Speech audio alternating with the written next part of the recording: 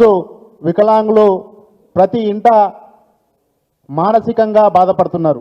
గత ప్రభుత్వం వికలాంగులను హక్కున చేర్చుకొని 500 రూపాయల పెన్షన్ 1000 చేసి 1500 నుండి 3000 పెంచి ఎవరు అడగకముందే 4000 చేసిన ఘనత మన ముఖ్యమంత్రి కేసీఆర్ గారిదని ఈ వేదిక నుండి తెలియజేస్తున్నాను. ఎక్కడంటే తెలంగాణ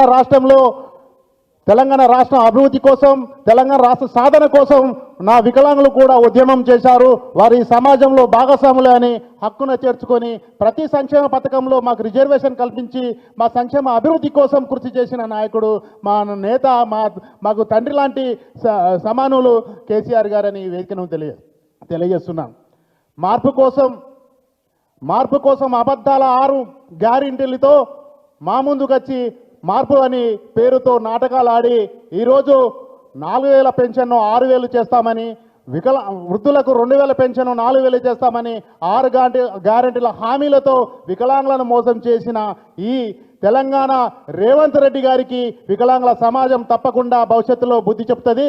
మాకు రావాల్సిన 4000 పెన్షన్ 6000 పెంచి మాకు రిజర్వేషన్ అంటే ఉద్యోగాలలో 4%, సంక్షేమ పథకాలలో 5% ఖచ్చితంగా ఈ ప్రభుత్వం ఇంప్లిమెంటేషన్ చేయాలి.